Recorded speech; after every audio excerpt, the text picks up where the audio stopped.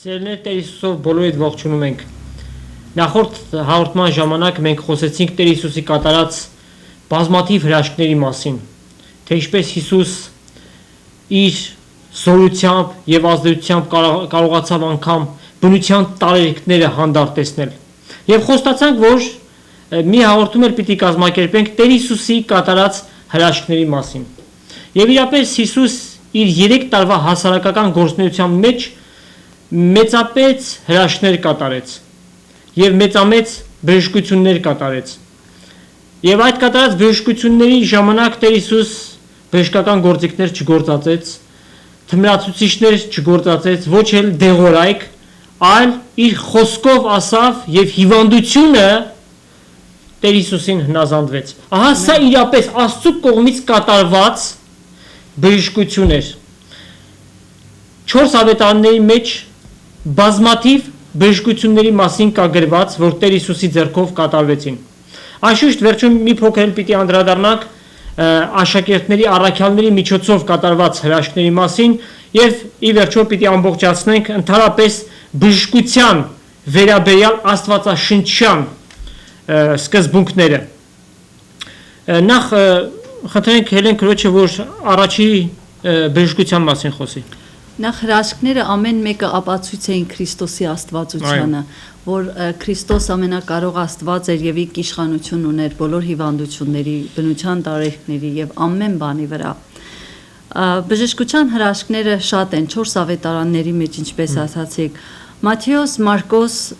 եւ Ղուկաս ավետարանները հիշատակել են հրաշքի մասին, որ 12 տարվա արյան դերատեսություն ունեցող կին մկար, այսինքն արյունահոսության հիվանդություն ունեցող կին մկար, որ ինչպես Տեր Հիսուս հրաշքով իրեն փրկեց, որպեսզի ժամանակը շահենք եւ ամենը գրքից չգարթանք, պետք է բարերով իմ խոսքով պատմեմ պատմությունը։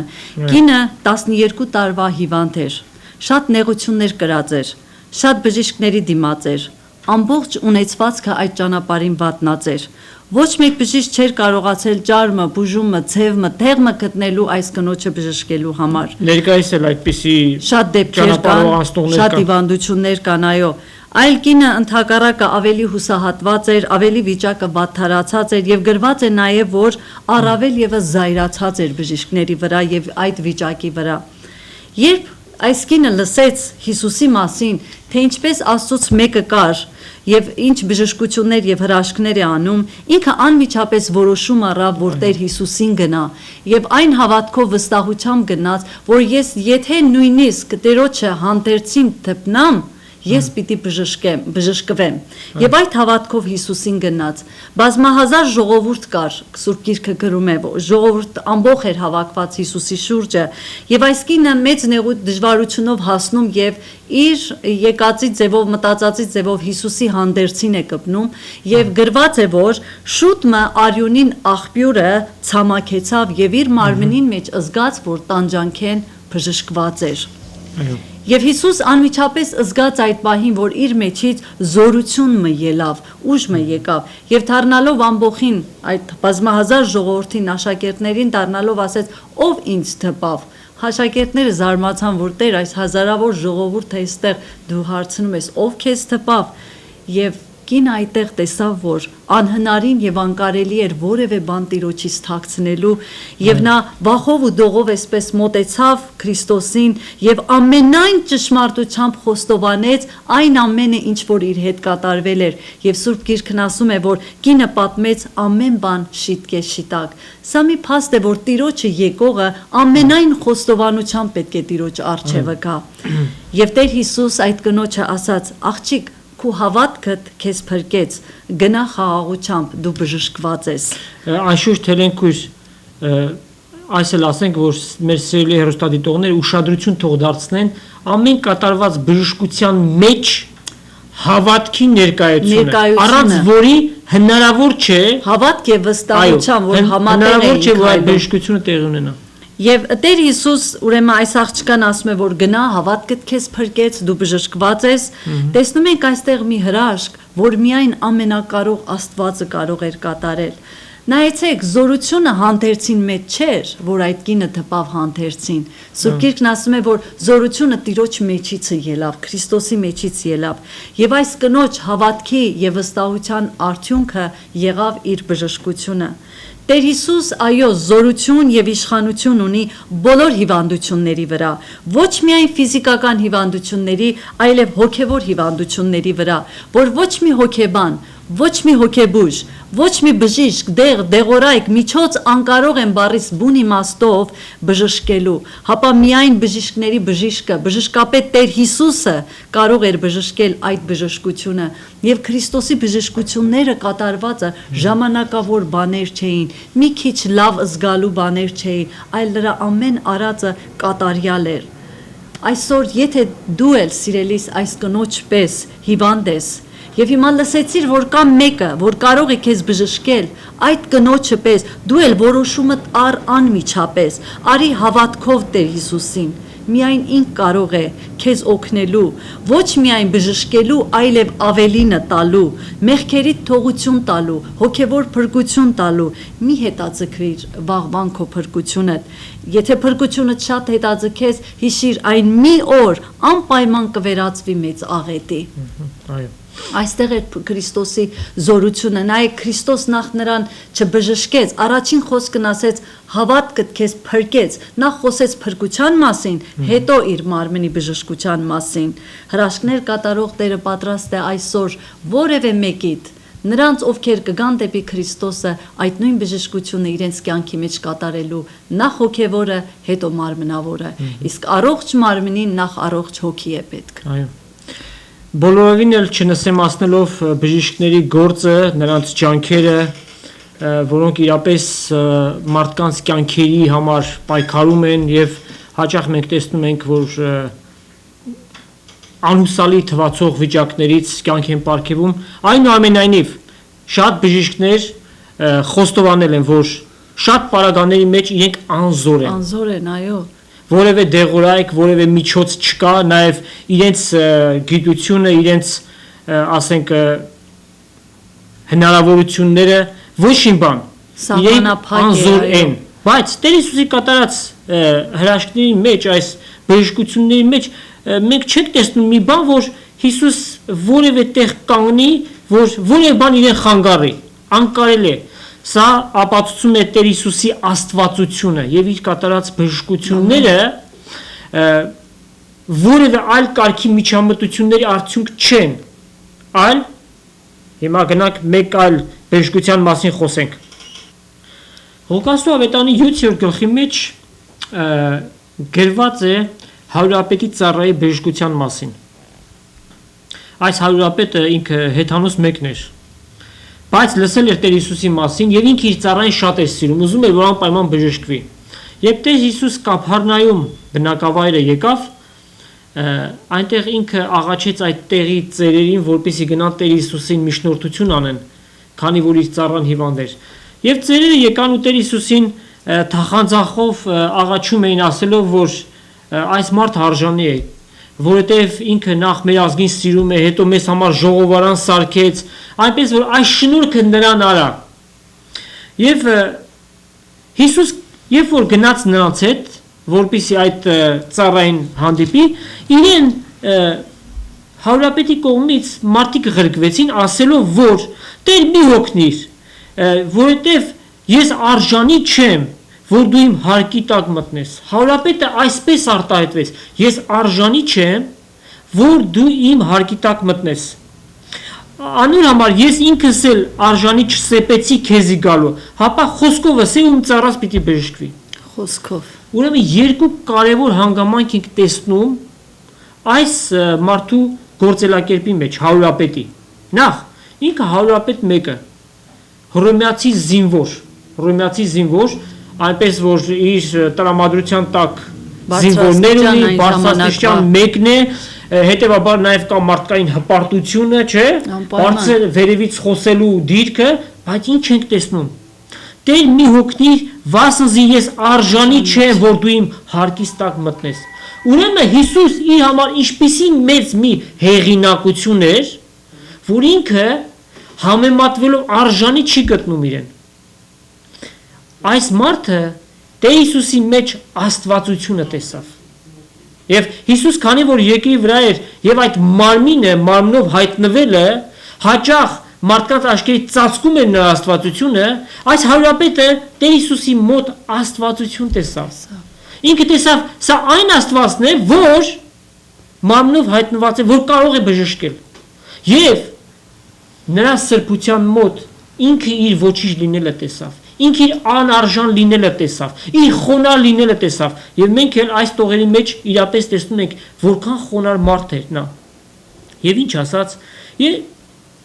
արժանի չէ որ դու իմ հարկի տակ գաս։ Ես էլ անգամ արժանի չգտա որ գամ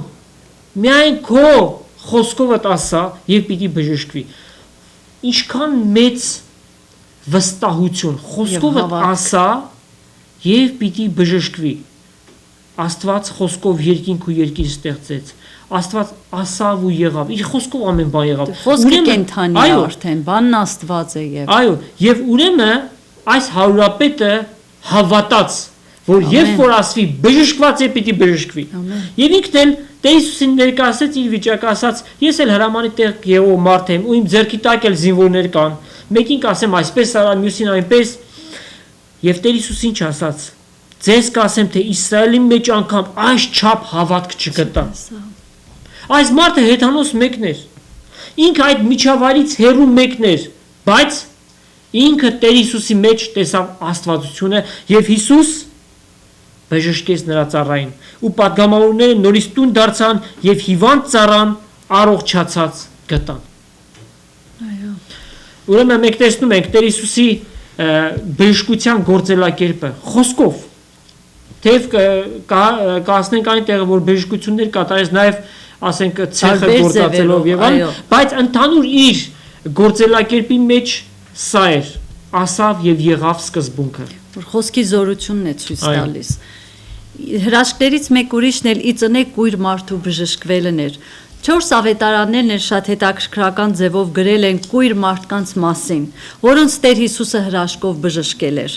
Օրինակ, Մատթեոս ավետարանում կարող եք գտնել 9-րդ գլխում երկու կույրերի բժշկվելն է գրված, կամ ավետարան ըստ Մարկոս 8-րդ գլխում մեկ ուրիշ կույր մարդու բժշկվելու մասին է գրում։ Սակայն այսօր պիտի խոսենք անդրադառնանք ավետարան ըստ Հովաննու 9-րդ գլուխ 1-ից 17 համարներում գրված ի ծնե կույր մարդու բժշկվելը Երուսաղեմի մեջ։ Պատմությունը նորեն այսպիսին էր. երբ Հիսուս կանցներ Երուսաղեմով, տեսավ ի ծնե կույր մարդը։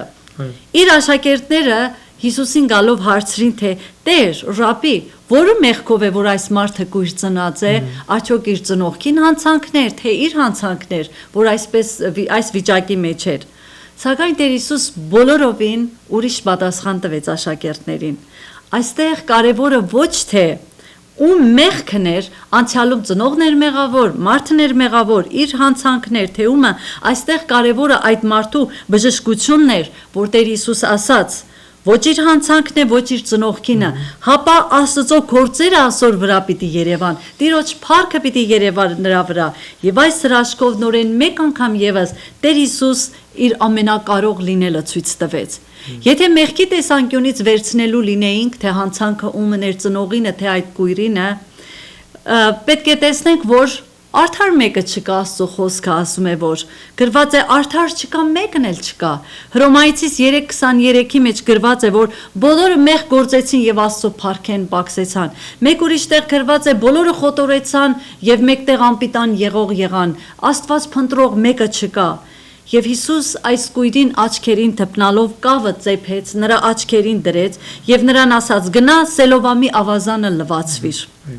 Այս կույրը, նայեցեք, հնազանդելով, հավատալով եւ վստահելով Քրիստոսի ասածին, գնաց եւ արեց այնպես, ինչպես որ Տերն իրեն պատվիրել էր եւ արդյունքն էլ տեսավ, նրա աչքերը բացվեցին։ Հետաքրքիր էր, Հիսուս իր հրաշքները տարբեր ձևերով էր կատարում, մեկին տպչելով, մեկին միայն խոսքը ուղարկելով, մեկին ձեռքը բռնելով, մեկը հանդերձին թփնալով, մեկին կավը օգտագործելով։ Թեև հրաշքները եւ բժշկության ձևերը տարբեր էին, բայց այդ հրաշքներ կատարող անզուգական հրաշագործ Տեր Հիսուս Քրիստոսը նույնն էր, կատարող հրաշագործ Աստված ինքն էր եւ նրա համար դժվարին ու անկարելի որևէ բան չկար։ Հիմա այս կույր մարդու վիճակը նայեք։ Սուրբ Գիրքն ասում է կույր էր իր ծնե, մուրացկան էր, օգնող մեկը չուներ, իր համար ցերեկն էլ գիշերվա պես խավար էր, նույնիսկ իր ծնողները ինչ որտեղ, կարծես վախիցը ուրացան իրենց զավակին, երբ հրյա քահանայապետերը, ծերեր, մեծամեծերը գնացին, որ հարցնելու, գիտենալով հանդերձ, որ այո, այս մարդը կույր էր, որ իրոք ձեր երեխան կույր էր, ծնողներն էլ այդտեղ կարծես վախից իրենց զավակին ուրացան։ Եվ Տեր Հիսուսը բժշկեց այդ մարդուն։ Այսքան զարգացած գիտության Տեր աշխարհում այսօր, որ ինչպես քիչ առաջ ասացին, գիտությունը, բժշկությունն էլ Աստծուց մեծ տրված օրհնություն է, Աստծո պարգևն է, բայց մինչև այսօր գիտությունը եւ բժշկությունը երբեք չի կարողացել կույրին տեսություն պարգևել։ Այս զարգացած վիճակի մեջ իսկ Տեր Հիսուս Քրիստոս բժշկեց նրան, բժշկեց կատարյալ, նրա աչքերը երբ բացվեց, իր առջև ամենակարող Տերը տեսավ։ Հիսուս հրաշագործ Աստված ինչպես որ բժշկեց այս մարդուն, նա ինքը զգաց, որ խավարի մեջ ապրողին լույս էր պետք, եւ ինք աշխարհի լույսը լինելով ոչ միայն նրա ֆիզիկական աչքերին լույս տվեց, այլև նրա հոգևոր աչքերն էլ բացեց, որ այդ կույրը իր առջև տեսավ երկինք ու երկիր ստեղծող ամենակարող Աստծուն։ Ինչ պարզություն եւ անկեղծություն կա նորից այս մարդու հավատքի մեջ, նրա վկայության մեջ, երբ իրեն հարց ու փորձ էին անում, մարդը ավելորդ որևէ բան չխոսեց, ասեց ոչինչ չգիտեմ, մեկ բան գիտեմ, կույր էի ու հիմա կտեսնեմ, անկեղծ խոստովանություն։ Այսօր էլ մեր մեջ շատ հոգևոր կույր մարդիկ կան, որոնք տեսնելով չեն տեսնում։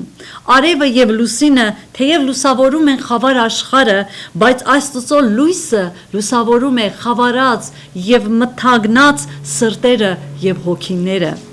Առանց Քրիստոսի մենք կույր ենք, առանց Քրիստոսի ես ժամանակին կույր էի։ Ես էլ նույնպես։ Եվ ամեն իրեն հավատացողները, երբ Տերը այդ կավը ծեփելով մեր աչքերին դրեց, որ իր ճշմարիտ կենթանի խոսքն էր, մեր հոգու աչքերը բացվեցին եւ մենք տեսանք մեր Տիրոջը եւ հիմա մենք այդ հավատքով եւ վստահությամբ ենք, որ մենք ճշմարիտին մեջ ենք, որտեւ Աստծո խոսքն է վկայում Հովանու առաջին Հովանուի մեջ, որ ասիկա է ճշմարիտ Աստվածը եւ հավիտենական կյանքը։ Սիրելի քույրս եւ եղբայրս, հրաշագործ Տերը թույլ տուր, որ քո հոգուտ կուրացած աչքերն էլ բացի, բավական է խարխափես այս խավար աշխարհի մեջ, մթագնած սրտերին եւ խավարած աչքերին լույս տվողը, երևելի եւ աներևույթ վերքեր բժշկող Տերը այսօր պատրաստ է քեզ էլ օգնելու։ Ահա Տեր Հիսուսի կատարած սքանչելի, գերազած, անզուգական հրաշքներից մեկը՝ ի ծնե կույրին ինչպես տեսություն պարգևեց, ով կարող էր այսպիսի հրաշք կատարել։ Ուրիշ որևէ մեկը, եթե ոչ Հիսուս Քրիստոս։ Հետաքրքիր է, աղանդավորները երբ որ այս հրաշքների մասին, այս բժշկությունների մասին կարդում են, եւ իրենք մյուս կողմից էլ Հիսուսի աստվածությունը մերժում են, արդյոք չեն տեսնում, որ մարդը մահկանացուն չի կարող այսպիսի բաներ անել։ Միայն մեկը, որ Աստված է։ Ամբողջ լեցությունությունը, աստվածային լեցությունությունը նրա մեջ է։ Արդեն դրանց Վարդան եղբայր Աստծո խոսքն ասում է, այս աշխարհին իշխանը ծածկոց դրած է, ուրացրել է նրանց, որպեսզի Քրիստոսի փառած ավետարանի լույսը նրանց վրա չծագի։ Ույր են նրանք։ Հետաքրքիր է, մյուս կողմից է զարմանալի չէ իրապես, որովհետև հոգևորապես կույր են եւ նրանք էլ այդ կույրին նման, թեև Սուրբ Գիրքը իրենց ձեռքը եւ օրական ժամերով էլ կարդում են, բացատրություններ են տալիս, բայց Քրիստոսի աստվածությունը եթե մեկի ծածկված է, նա դեռևս հոգևոր կուրության մեջ է։ Այո։ Հաջորդական երկու հրաշքները Տեր Հիսուսի կատարած երկու բժշկությունների մասին, որ պիտի խոսենք, միայն Հովանես ավետարանիչն է գրում։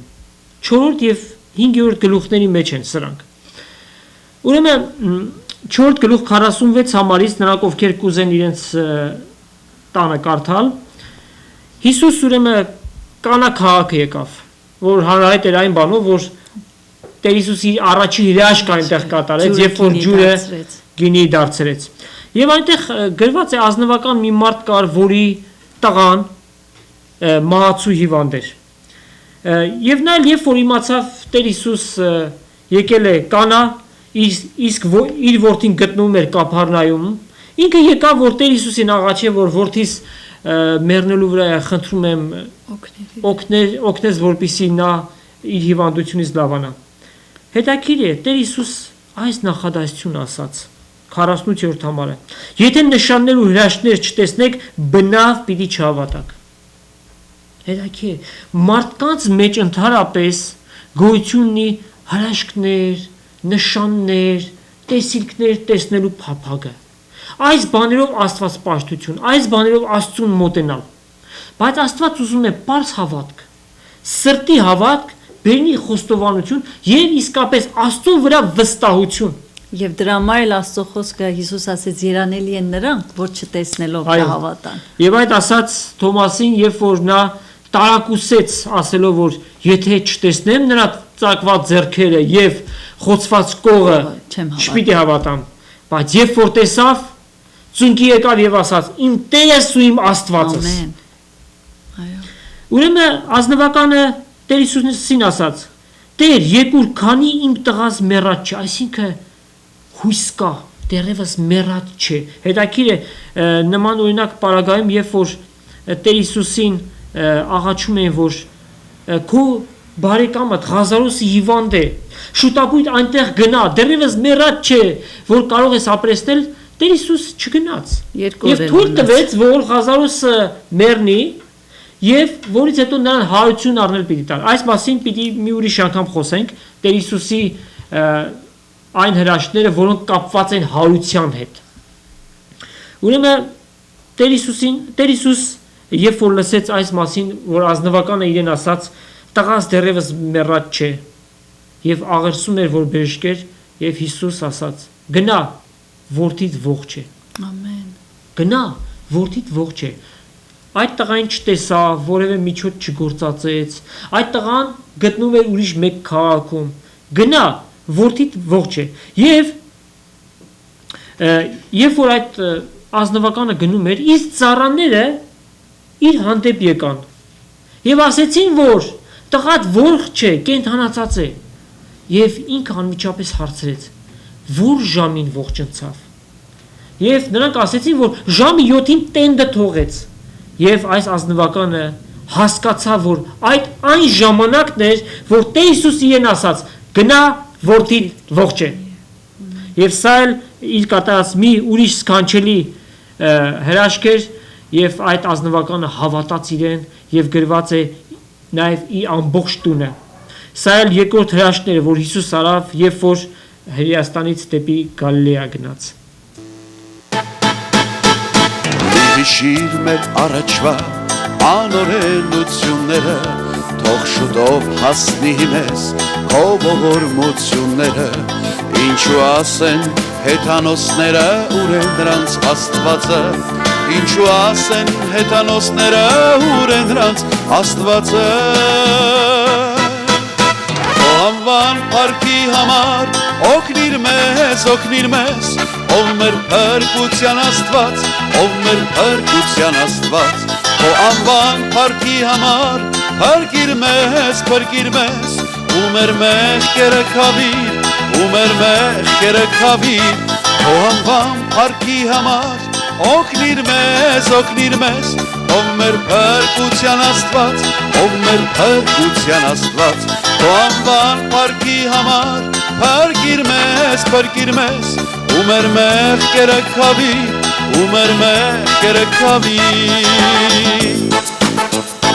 բայց մենք քո ժողովուրդն ու արոտիդ գառնուկներն ենք, հավիտյան քեզ կգովենք, ու քո փառքը պիտի մենք պատմենք սերնդեսերուն, ու քո փառքը պիտի մենք պատմենք սերնդեսերուն, քո անվան փառքի համար օգնիր մեզ, ով մեր փրկության Աստված, քո անվան փառքի համար փրկիր մեզ, ու մեր մեղքերը քավիր, քո անվան փառքի համար օգնիր մեզ,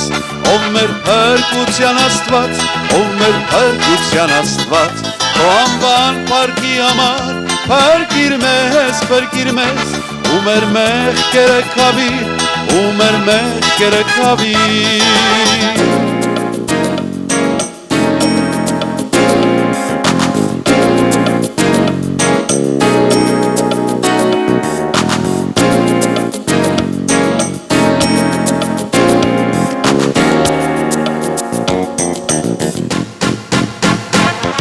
Անվան փառքի համար օգնիր մեզ, ով մեր փրկության Աստված, ով մեր փրկության Աստված, քո անվան փառքի համար փրկիր մեզ, ու մեր մեղքերը քավիր, ու մեր մեղքերը քավիր, քո անվան փառքի համար օգնիր մեզ,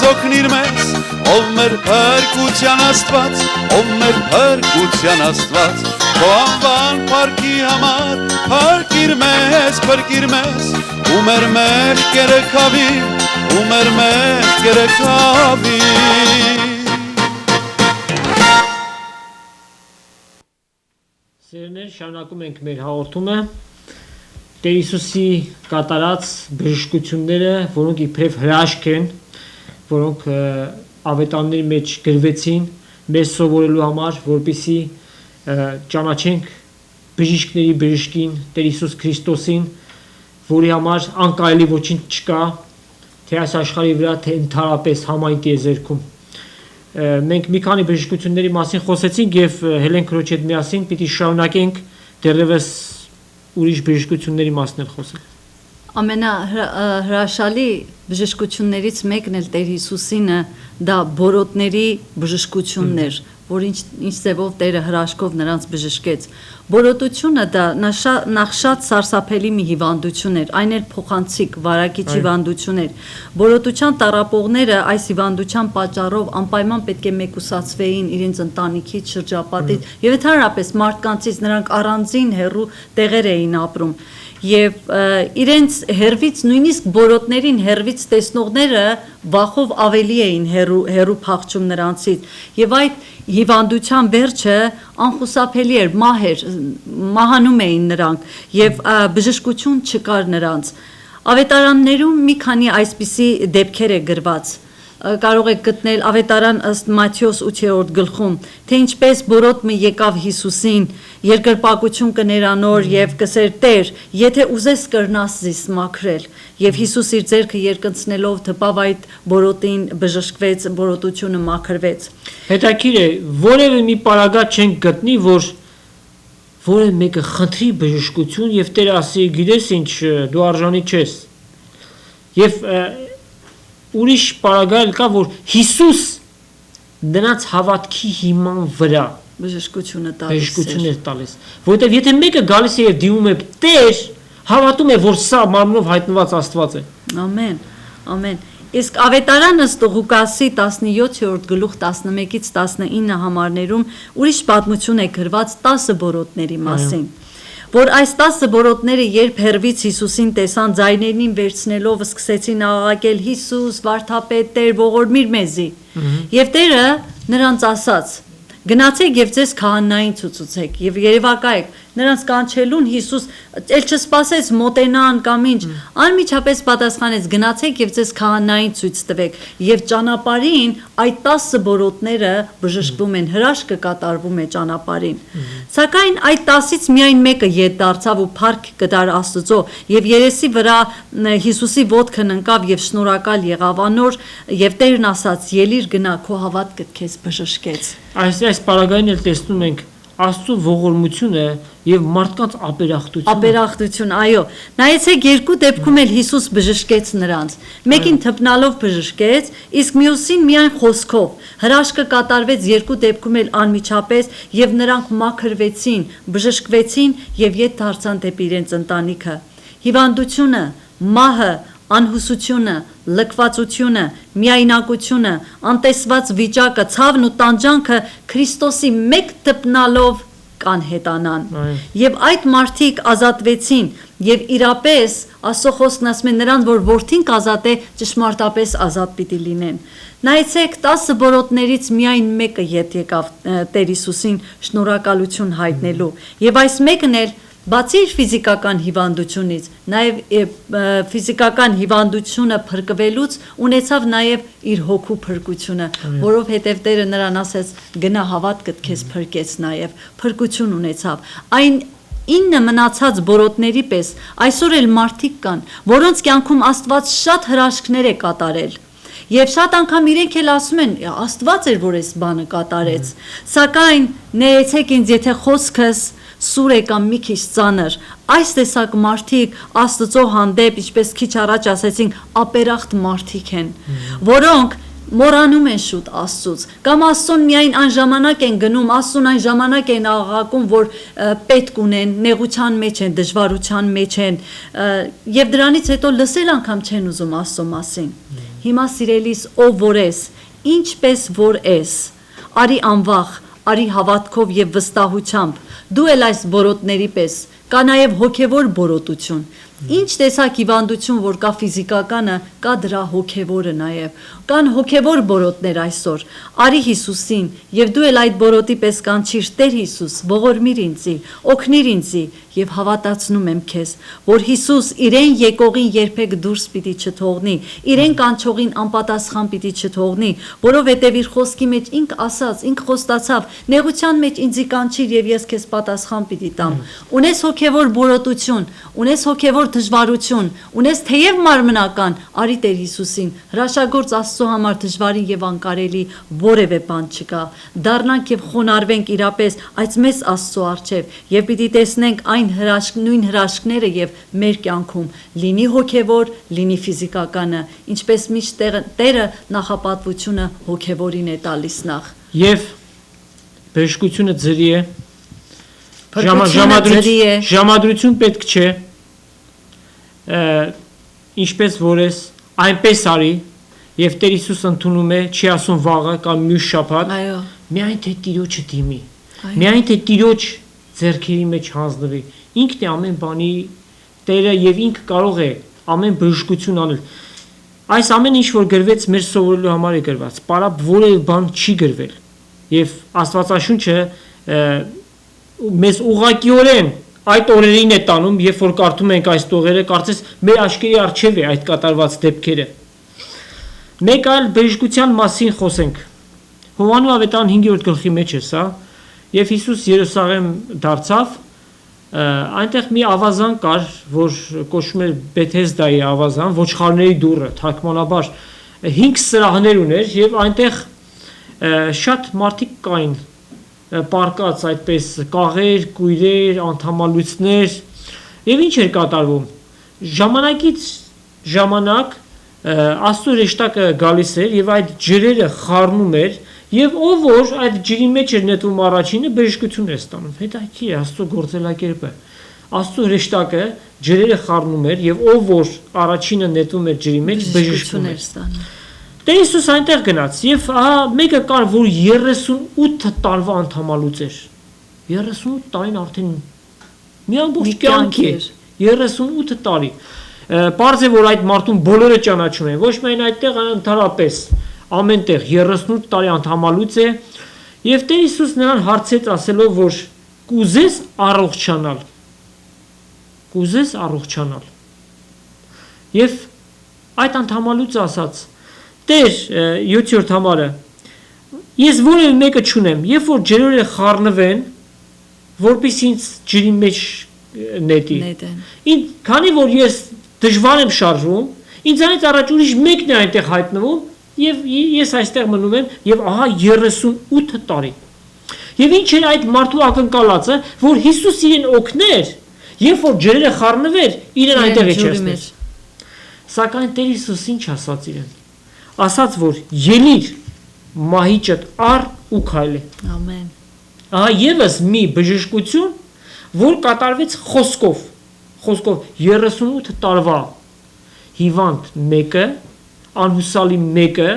եւ պատկերացնենք այդ տարիները ինչպիսի հոգեկան ծանր ապրումներ այդ մարդը ունեցել է, դժվար է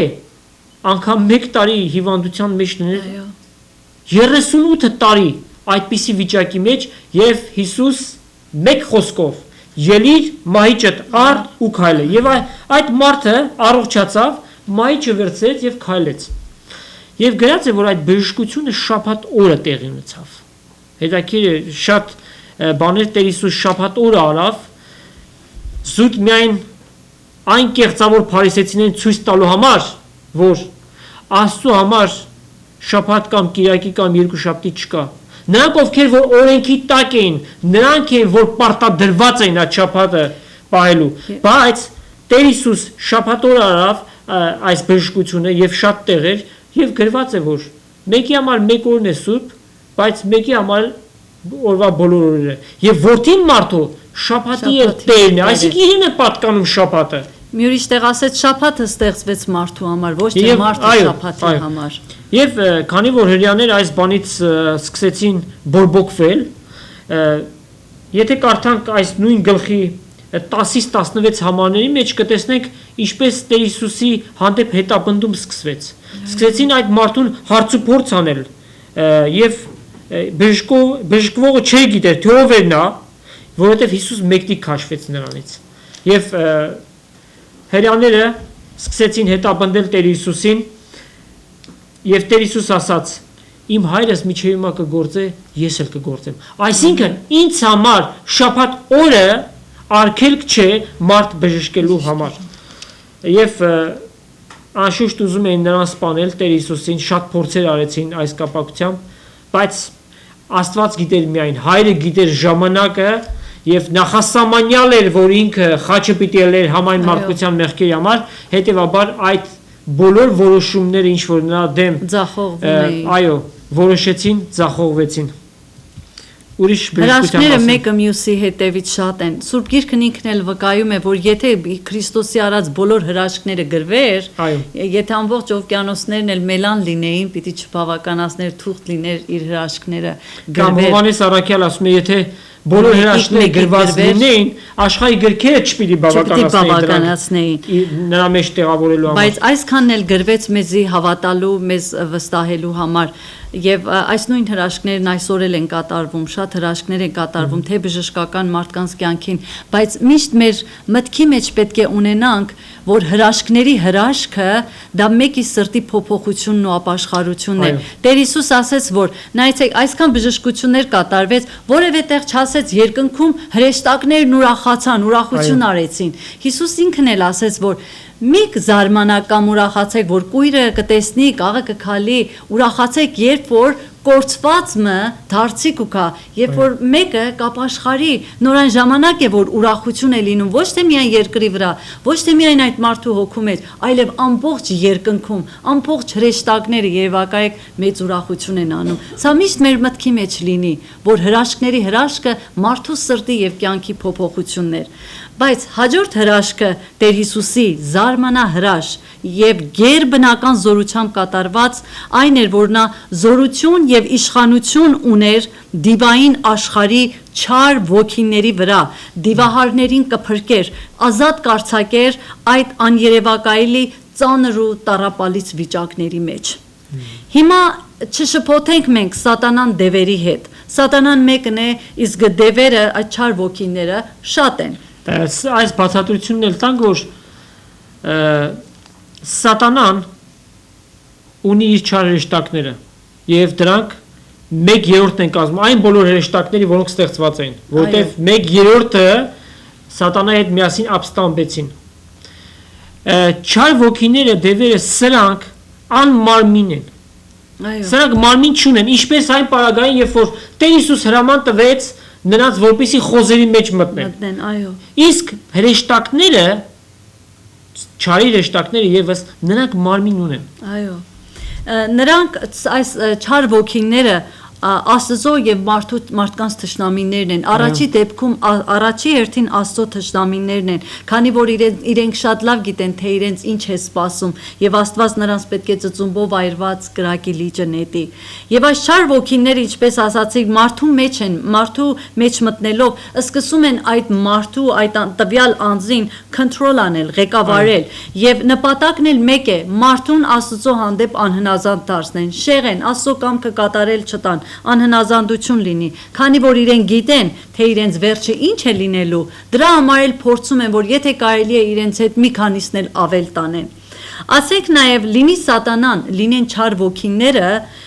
դիվային աշխարհը, Տեր Հիսուսին նրանք ճանաչում են, շատ լավ գիտեն։ Երևակայեք, որ 4 ավետարաններում էլ գրված է, որ երբ դեպքեր էր լինում դիվահարները հեռվից Տեր Հիսուսին տեսնում էին, իրենք վկայում էին, իրենք դավանում էին, որ Հիսուս որդի բարձրելոյն ասում է, մեզ ինչ կուզես, կամ մեկ ուրիշ տեղ, ինչպես Պողոս առաքյալը կշրջեին եւ մարդիկ եղան, այսօր էլ ցավոք սրտի կան մարդիկ, որ դևեր են հանում եւ այդ դևը ելնելով Պողոսին ասում է, այդ մարդուն ասում է, Հիսուսը գիտեմ, Պողոսը գիտեմ, դու ով ես, եւ հարձակվելով այդ մարդի վրա վզգտում են նրան եւ ուրիշ տեղ էլ ասեցին, ժամանակից շուտ եկար մեզ, այո։ Շատ ավելի հետաքրքրական դեպք է արձանագրված Մարկոս ավետարան 5-րդ գլուխ 1-ից 19 համարներում եւ Ղուկաս ավետարանի 8:26-33 համարներում պետք է շատ արագ ձևով կարդամ, ասում է եւ Հիսուս նավով իջավ Գադարացված երկիրը ու Գալիլեայի դիմացի կողմներ եւ տեսնելով Եվ ասում է այն քաղաքեն մարդ մը ելավ դիմացը, որուն ներսը շատ ադենեն իվեր, դևեր կային, ու անիկա հանդերց չեր հակներ, ոչ հալտանը մեջ կփնագեր, հապա գերեզմաններուն մեջ։ Եվ Հիսուսը տեսնելով աղաղակեց ու ինքավ անոր առջև ու բարձր ձայնով ասավ. «Թուն ինձի հետ ինչ բան ունիս, Հիսուս, որդի Աստծո բարձրելոյն, գաղաչեմ քեզ իզիս մի տանջեր»։ Եվ այս մարդու վիճակը տեսնում ենք, որ այս մարդը դիվահար էր, demon possessed, ինչպես ասում են, հեռացած էր տանից, իր ընտանիքից, ապրում էր գերեզմանների մեջ, լեռների մեջ, հեռացած էր իր շրջապատից, ապրում էր մեռելների հետ, կենդանի մարդկանց մարդկությունից հեռացած մեռելների հետ էր ապրում, միայնակ էր, մերկ էր, անօգնական, անհույս, ցավերի մեջ էր, իր մեջ եղած չար այդ պիղծ ոգիները տանջում էին նրա մարմինը, քարե էին զարնում, ոչ ոք, ոչ մի ուժ չէր կարող սանձել նրան, նույնիսկ այն երկաթյա կապերը, շղթաներով, որ փորձել էին կապեին, կտրատում էր մեջի այդ դիվային հոգիները, որտեվ դա կատարում էր ոչ թե իր մարդկային ուժով, մարդկային ուժ չէր, այո, սա դիվային ուժով էր, եւ այդ դևը այս մարդը այլևս իր ուժը, իր կամքը չուներ, որտեվ ամբողջությամբ սատանան իր ձեռքն առած էր, կառավարում էր եւ նրան իր ուզածի պես դարձնում էր։ Եվ չար ոգիները Հիսուսին կխնդրեին, որ իրենց անդունդը, այսինքն դժոխքը չղրկի։ Հենց այստեղից էլ շատ պարզ է լինում, որ երևակայեք ուրեմն դժոխքը, այդ անդունդը ինչքան սարսափելի վատ տանջանքի տեղ է, որ նույնիսկ դևերը չեն ուզում անդունդը գնալ նրան։ Իդեպ ասենք, որ այն նյութական տեղ է, մտածածին մի տեղ չի կամ այլաբանական մի խոր չի, այլ այդ դժոխք կոչված տեղը նյութական է, որովհետև գրված է, այնտեղ կրակը չի մարի եւ կա ատամների կրճտոց։ Այսինքն ինչ նշանակում, այսինքն ցավի զգացողություն պիտի լինի։ Այո։ Եվ այդ դևերը, երբ որ Տեր Հիսուս ուրեմն այս մարդին հարցնում է, թե անունդ ինչ է, ասում է, որ լեգիոն է, եւ ուրեմն լեգիոն նշանակում է մենք շատվոր ենք, իր խոսքն այս է։ 6000 Թեև սատանան է շատ զորավոր է, սակայն Տեր Հիսուս ավելի զորավոր է։ Աստծո խոսքն ասում է, որ իմ մեջինս, որը Տեր Հիսուսն է Սուրբ Հոգիով եկած, ել ավելի զորավոր է, քան այս աշխարհի վրա տիրողը։ Տեր Հիսուս իր խոսքի զորությամբ հրամայում է եւ չար ոգիները դուրս են գալիս այդ մարդկանց մեջից եւ այդ չար ոգիները դուրս գալուց հետո անմիջապես են դուրս գալիս, այսինքն նրանք չեն էլ կարող որ դուրս չգան, որովհետեւ հրամայողը Տերն է։ Այո, Տերը այդ խոսքը իրենը զորություն ունի եւ մեկը չէր կարող չընդունել այդ հրաշքները եւ այն ժամանակ եւ այս ժամանակ։ Տեր Հիսուս գերիշխանություն եւ գերզորություն ունի բնության, մահվան, հիվանդության, դևերի եւ ամեն բանի վրա, դժոխքի վրա, դիվային աշխարհի վրա։ Սրանք հրաշքներ էին, որ որևէ մարդ չէր կարող կատարել։ Այո։ Երբ որ մենք կարդում ենք Մատթեոս ավետարանի առաջի գլուխ 10-րդ համարի մեջ, Տեր Հիսուս այսպես արտահայտվեց. Հիսուս աշակերտներին իշխանություն տվեց պիղծ ոգիների վրա, որպեսզի ամեն ցավ եւ հիվանդություն բժշկեն։ Հետաքրքիր է, Հիսուս ինքը բժշկությունները կատարեց, որից հետո այս ամեն բաները ինքը փոխանցեց իր աշակերտներին։ Եվ ինչի տվեց այդ բանը նրանց անելու։ Արդյոք այս բանը պիտի ժառանգաբար գար եւ միջև մեր օրերը եւ մարդիկ պիտի օժտվեին, որպեսզի հիվանդություններ բժշկեին։ Ոչ երբեք։ Ոչ երբեք։ Սա անցումային շրջան էր։ Ինչպես պիտի մարդիկ հավատային այդ առաքյալներին, որոնց նրանք տեսել էին մաքսատանը նստած կամ ձուկ որսալիս։ Ինչպես պիտի հավատային։ Ուրեմն գերբնական բաներ պիտի տեղի ունենար, բժշկություններ պիտի տեղի ունենար, որպեսզի հավատային։ Այո։ Մի օր երբ որ մորից կաղծնվածը նստած էր, երբ որ Պետրոս առաքյալը մոտեցավ եւ մուրում էր այդ մարդը, Պետրոս առաքյալը ասաց. «Ոսկի եւ արծաթ չունեմ, Տեր Հիսուս Քրիստոսի անունով ելիր ու քայլի»։ Ուրեմն առաքյալներին տրվեց այս իշխանությունը, բայց նրանից հետո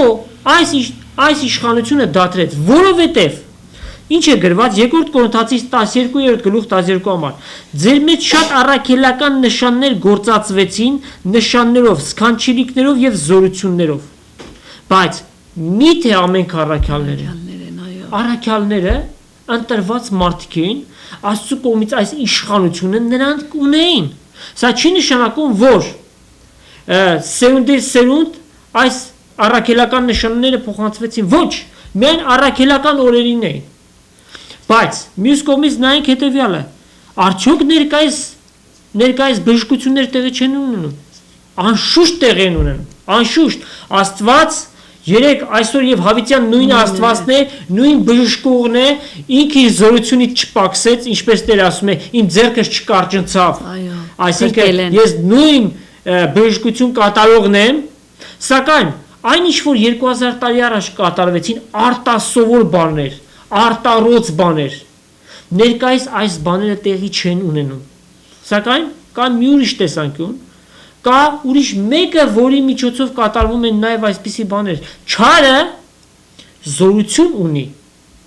նաև այսպիսի բաներ անելու, հրաշքներ անելու, բայց այսօրվա մեջ մենք նաև տեսնում ենք, որ Աստված շատ շատերի բժշկել է եւ այդպիսի օրինակներ շատ կան, օրինակ մի եղբոր եմ ճանաչում, իր անունը Հայրենիք է, եւ Աստված նրան բժշկել է, ոտքի է կանգնեցրել, կյանսերով հիվանդ էր մարդը, բժիշկները ասել են անհուսալի է, պիտի մեռնի, Աստված ոտքի է կանգնեցրել։